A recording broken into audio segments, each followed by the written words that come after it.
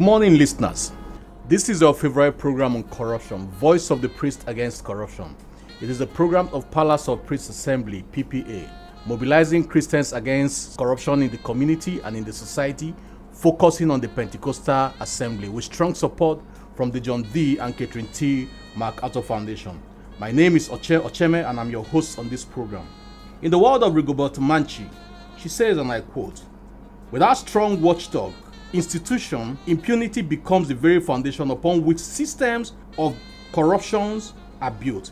And if impunity is not demolished, all efforts to bring an end to corruption are in vain." Rigoberta Manchi. For over 3 years now, PPA has taken up the fight against corruption and to restore the social dimension of the church back to the Pentecostal church. Every week, we bring you wonderful guests who take critical looks at various topics. Today will not be an exception. When I return, I'll be introducing my guest. Don't go anywhere.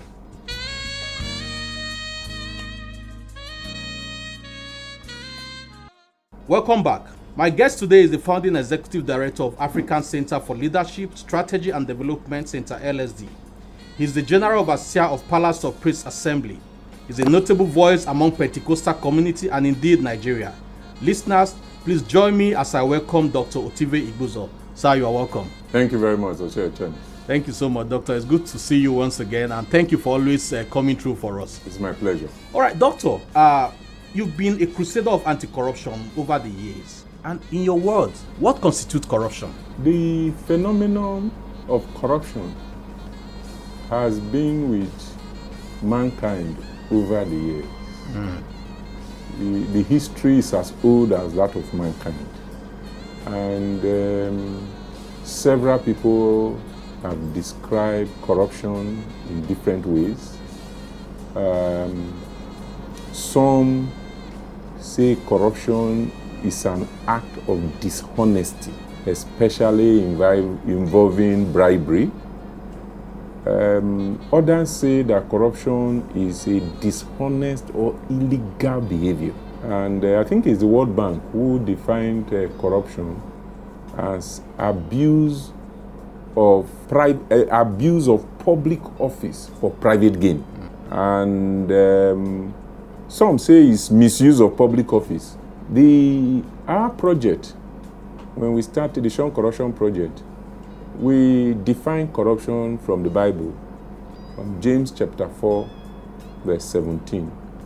Which says that if you know what to do and you fail to do it, to you it's sin. So, and if you look at all these definitions, three things stand out. First is that corruption is described as a dishonest, wicked, or bad behavior. The second thing about it is that corruption is immoral. And then the third thing is that it's normally an abuse of office or procedure for personal gain.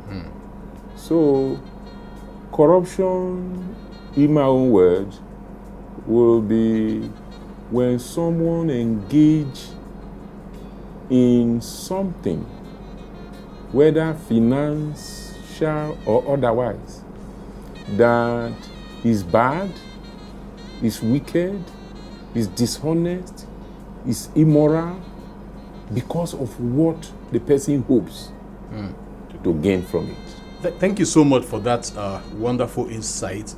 I heard the project PPG recently did a research on the drivers of corruption within and outside the church. Can you throw more light? What were your findings? Can you share some insights on your findings?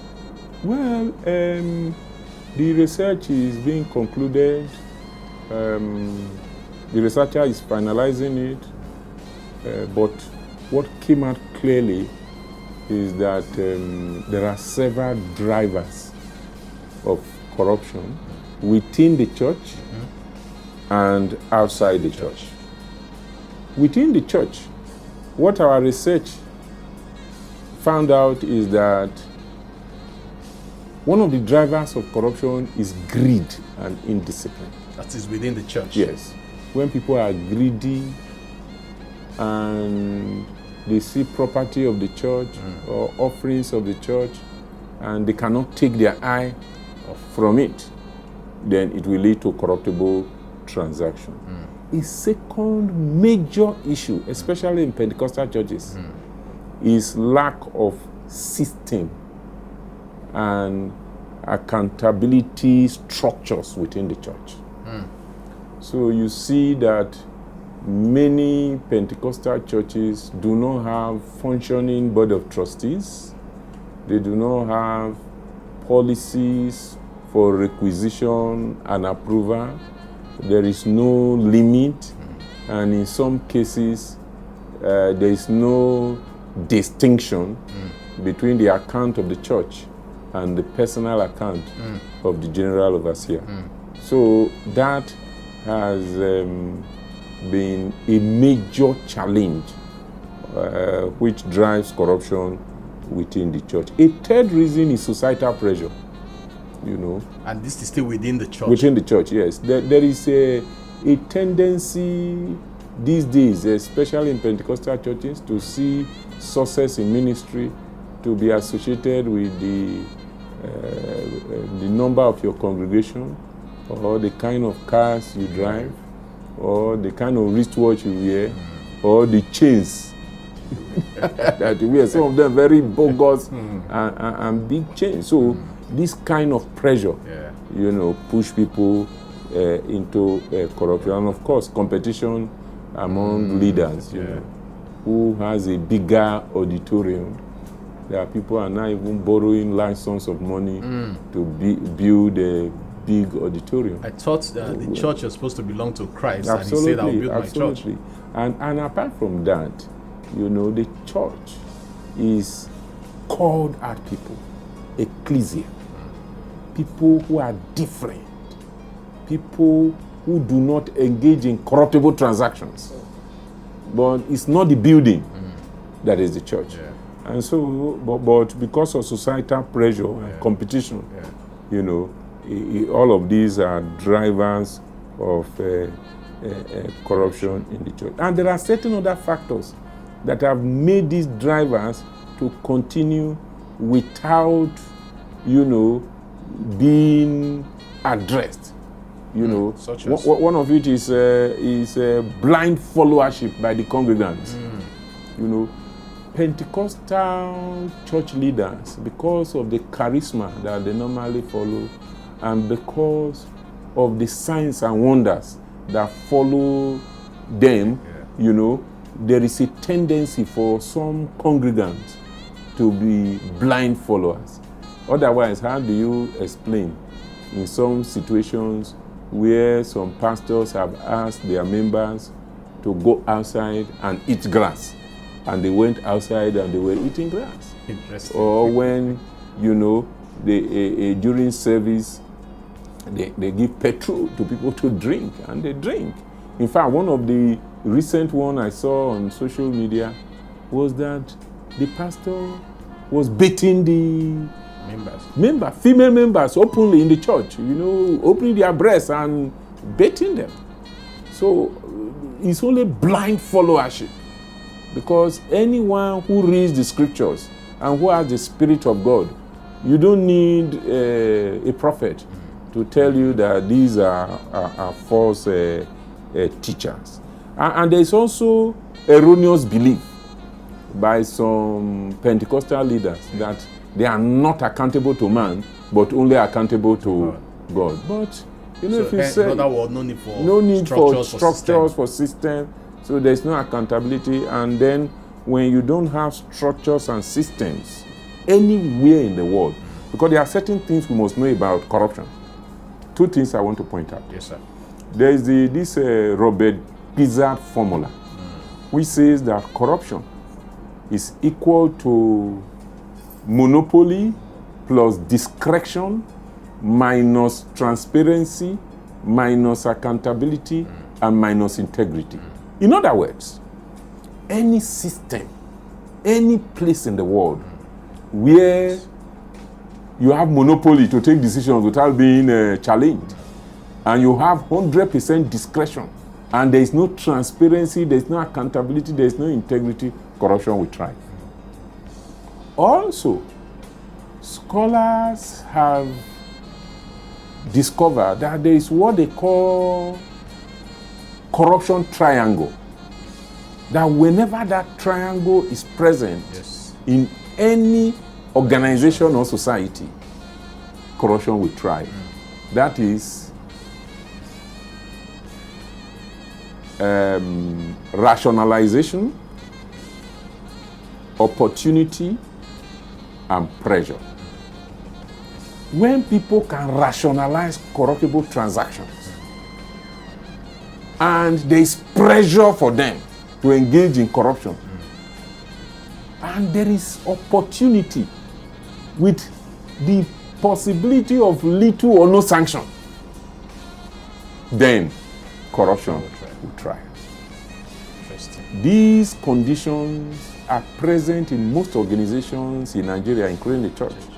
That's why there has been a lot of corruption. But when you go to outside the church, what our research showed was that outside the church, there appears to be normalization of corruption in society.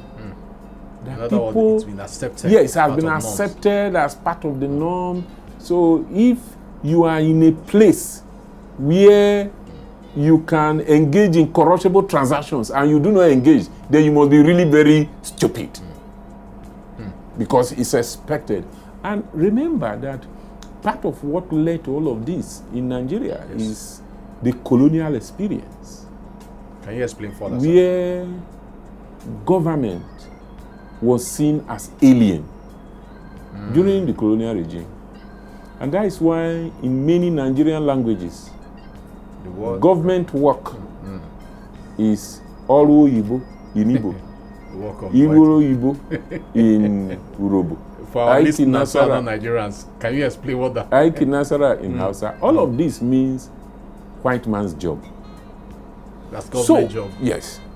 So, if you leave the community and you go to town to do white man's job, and you collect white man's money, and you come back to the community, you are rewarded with chieftaincy title.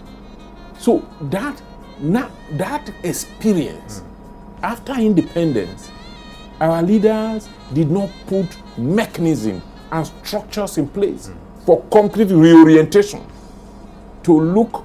And that's why you see, I think it's Peter Eke, who made the theory of two publics. That people, when they behave in the community public, community money, they keep it well, nobody touches it. If you touch it, there's community sanction. But government money, you touch it, you are rewarded with chieftaincy title. So outside the church, there is normalization of corruption. Just like the church too, there is also greed and indiscipline and pressure to meet societal expectations and needs.